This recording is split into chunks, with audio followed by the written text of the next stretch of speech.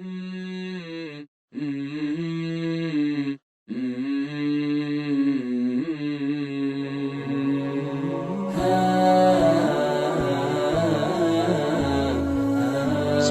الرحمن الرحیم۔ زندگی سے لطف اٹھائیے۔ سبق نمبر 68، مشکلات سے جان چھڑائیں، دوسرا حصہ۔ ایک روز صحابہ کرام کے درمیان نبی کریم صلی اللہ علیہ وسلم بیٹھے تھے۔ ایک خاتون چادر لیے آئی اور عرض گزار ہوئی، آپ کے لیے یہ چادر میں نے اپنے ہاتھوں سے بنی ہے۔ رسول اللہ صلی اللہ علیہ وسلم نے چادر لے لی، آپ کو اس کی واقعی ضرورت تھی۔ گھر گئے اور وہ چادر پہن کر باہر آئے۔ ایک آدمی بولا، یا رسول اللہ، یہ چادر مجھے پہنا دیں۔ آپ صلی اللہ علیہ وسلم نے کہا، ضرور پہنو۔ فوراً گھر گئے، اسے اتار کر لپیٹا، پرانی چادر پہنی اور نئی چادر اس آدمی کی طرف بھیج دی۔ لوگوں نے اس سے کہا، تم نے اچھا نہیں کیا، تم نے رسول اللہ صلی اللہ علیہ وسلم سے وہی چادر مانگی، جبکہ تم جانتے ہو کہ رسول اللہ صلی اللہ علیہ وسلم سوالی کو نہیں لوٹاتے۔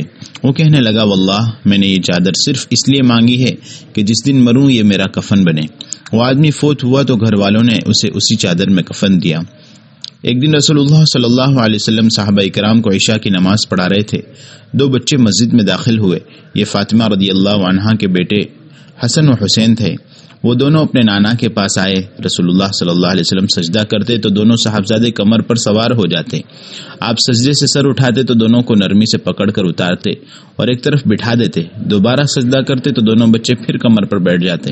نماز مکمل ہوئی تو آپ نے دونوں کو اٹھایا اور گود میں بٹھا لیا۔ ابو ہریرہ رضی اللہ عنہ اٹھے اور عرض کیا، رسول اللہ، ان دونوں کو چھوڑاؤں؟ آپ نے کوئی جواب نہ دیا اور بچے کھیلتے رہے۔ تھوڑی دیر بعد آسمان پر بجلی چمکی تو آپ نے دونوں سے کہا، چلو اپنی والدہ کے پاس چلے جاؤ۔ بچے اٹھے اور والدہ کے پاس چلے گئے۔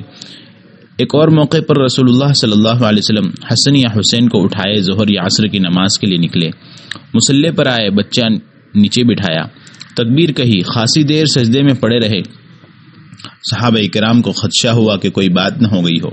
آپ نے سجدے سے سر اٹھایا۔ نماز کے بعد صحابہ کرام نے پوچھا، یا رسول اللہ، اتنا لمبا سجدہ آپ نے کبھی نہیں کیا، کیا کوئی نیا حکم اترا ہے؟ آپ نے فرمایا، ایسا نہ ہوتا، لیکن میرے بیٹے نے مجھے سواری بنا لیا تھا، میں نے جلدی کرنا مناسب نہیں سمجھا کہ یہ خوش ہو لے۔ ایک دن رسول اللہ صلی اللہ علیہ وسلم ام ہانی کہاں آئے۔ آپ کو بھوک لگی تھی، پوچھا ہمارے کھانے کو کچھ ہے؟ وہ بولی، روٹی کے چند سوکھے ٹکڑے ہیں، آپ کو پیش کرتے ہوئے شرم آتی ہے۔ فرمایا، وہی لے آئیں۔ ہانی رضی اللہ عنہا روٹی کے سوکھے ٹکڑے لائیں، انہیں پانی میں بھگویا اور اوپر نمک چھڑک کر رسول اللہ صلی اللہ علیہ وسلم کی خدمت میں پیش کیا۔ آپ کھانے لگے۔ پھر ام ہانی رضی اللہ عنہا سے کہا، کوئی سالن ہے؟ انہوں نے کہا، یا رسول اللہ، تھوڑا سا سرکہ ہے۔ فرمایا، لائیں۔ وہ لائیں تو آپ نے اسے بھی کھانے پر انڈیل لیا۔ کھانا تناول کرنے کے بعد الحمدللہ پڑھا اور فرمایا، سرکہ اچھا سالن ہے۔ جی ہاں، رسول اللہ صلی اللہ علیہ وسلم زندگی جیسی بھی تھی گزارتے تھے، معاملات کو اسی طرح لیتے جس طرح وہ ہوتے تھے۔ ایک دن رسول اللہ صلی اللہ علیہ وسلم کے پاس ام قیس بنت محصن اپنا پیدا ہوا بیٹا لائی تاکہ آپ اسے گھٹی دیں اور اس کے لیے دعا کریں۔ آپ نے بچہ اٹھایا اور گود میں لے لیا۔ بچے نے نبی صلی اللہ علیہ وسلم کی گود میں پیشاب کر دیا۔ نبی صلی اللہ علیہ وسلم نے صرف اتنا کیا کہ پانی منگا کر پیشاب کے نشانات پر چھڑک دیا۔ اسی پر بات ختم ہو گئی۔ نہ غصہ ہوئے، نہ ماتھے پر بل آئے۔ پھر ہم لوگوں نے اپنے آپ کو مصیبت میں کیوں ڈال رکھا ہے؟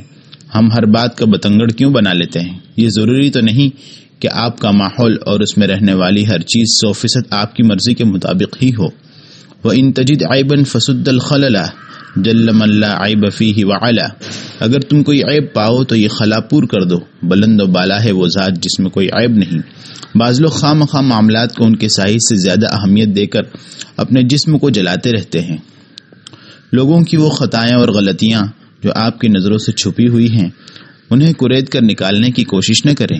دوسروں کے عذر قبول کرنے میں کھلے دل کا مظاہرہ کریں، بالخصوص جو لوگ آپ کو چاہتے ہیں اور اسی چاہت کو باقی رکھنے کے لیے آپ سے معافی کے طلبگار ہوتے ہیں، اور کوئی ذاتی فائدہ ان کے سامنے نہیں ہوتا، ان کی معذرت تو ضرور ہی قبول کریں، کم از کم ان کا دل تو نہ توڑیں۔ رسول اللہ صلی اللہ علیہ وسلم کو دیکھیے، ایک دن آپ نے ممبر پر کھڑے ہو کر اتنی بلند آواز سے خطبہ دیا کہ عورتوں کو ان کے گھروں میں سنائی دیا۔ آپ نے فرمایا، اے لوگو، جو زبان سے ایمان لائے ہو اور ان کے دلوں میں ایمان داخل نہیں ہوا، مسلمانوں کی غیبت نہ کیا کرو اور نہ ان کے عیب تلاش کیا کرو۔ جو اپنے بھائی کا عیب تلاش کرتا ہے اللہ اس کا عیب تلاش کرتا ہے، اور جس کے عیب کے در پہ اللہ ہو جائے تو وہ اسے اس کے گھر میں ذلیل و رسوا کر دیتا ہے۔ جی ہاں، غلطیوں کا شمار نہ کیجیے، لوگوں کے عیب تلاش نہ کریں، ہنسمکھ بننے کی کوشش کریں۔ رسول اللہ صلی اللہ علیہ وسلم مشکلات کھڑی کرنے کے حق میں بالکل نہیں تھے۔ صحابہ کی ایک ہلکی پھلکی مجلس میں آپ نے فرمایا تھا، سن لیں، آپ میں سے کوئی بھی مجھے میرے صحابہ کی کوئی بات نہ پہنچائے، میں چاہتا ہوں کہ جب آپ کی طرف آیا کروں تو میرا سینہ صاف ہو۔ اپنے آپ کو عذاب میں مت ڈالیں، مٹی اڑانے کی کوشش نہ کریں، وہ بیٹھی ہے تو اسے بیٹھا رہنے دیں، البتہ اگر مٹی اڑنے لگے تو آستین سے ناک ڈھک لیں اور اپنے زندگی کا لطف اٹھائیں۔